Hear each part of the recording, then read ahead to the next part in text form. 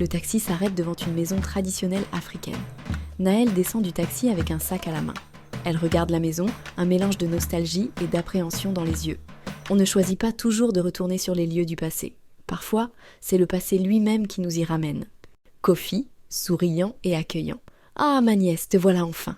On t'attendait. » Nahel, souriant doucement. « Oui, tonton, il fallait bien que je rentre un jour. » Kofi lui prend le sac et le porte à l'intérieur. Il jette un regard rapide et discret autour de lui, comme s'il surveillait quelque chose. Nahel, seule dans sa chambre, regarde par la fenêtre. Elle observe les villageois au loin. Son regard se fixe sur une femme âgée qui la dévisage depuis l'autre côté de la rue. La femme ne bouge pas. Elle reste figée, les yeux fixés sur Nahel. Nahel, visiblement mal à l'aise, ferme le rideau et souffle doucement. On ne revient jamais dans un village sans que les yeux des autres ne vous scrutent. Nahel dort dans sa chambre. L'ambiance est calme, mais soudain, un bruit de pas étouffé se fait entendre à l'extérieur. Des ombres bougent derrière le rideau de la fenêtre. Nahel ouvre les yeux, alerte. Elle se lève, s'approche de la fenêtre et soulève le rideau légèrement. On voit une silhouette floue passer furtivement à l'extérieur.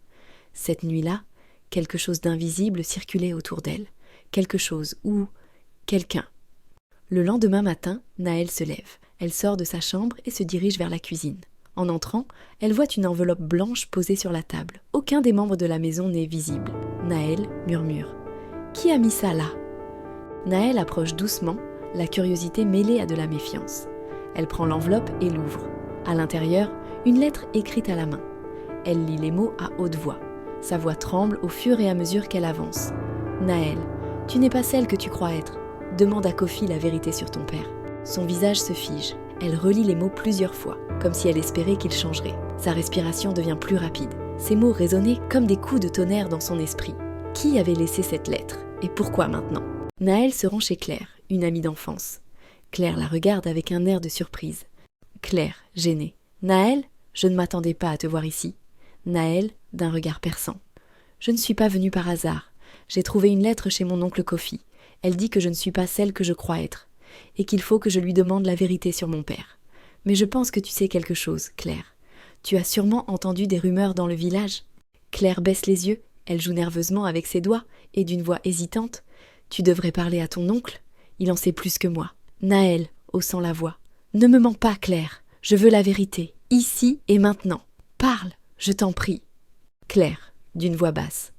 Après un long silence, lève les yeux vers Nahel. « Ta mère, elle n'a jamais voulu que tu saches. Mais, ton père, ce n'était pas celui que tu croyais. » Nahel, choqué. « Qu'est-ce que tu veux dire par là ?» Nahel entre d'un pas rapide dans la maison. Kofi est assis dans le salon. Elle s'arrête devant lui, furieuse. Nahel, en colère. « Pourquoi tu ne m'as jamais rien dit, oncle Kofi ?» Kofi, calme mais grave. « Je voulais te protéger, Nahel. Tu n'étais pas prête à entendre la vérité ?» Kofi se lève lentement et regarde Nahel dans les yeux. Kofi, d'une voix solennelle. « Ton père biologique, il est parti avant ta naissance. Ta mère a préféré que tu grandisses en croyant que l'homme qui t'a élevé était ton vrai père. » Nahel, bouleversée, recule d'un pas.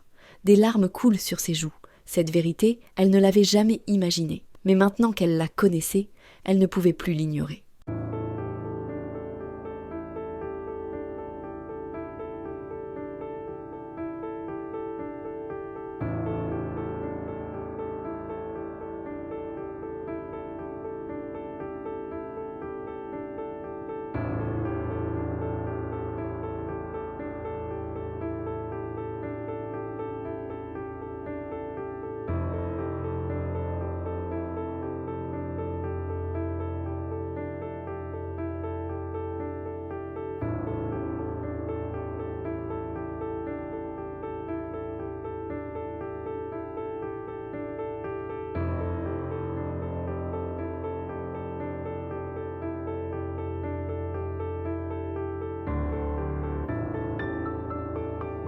Nahel marche seule au bord d'un lac.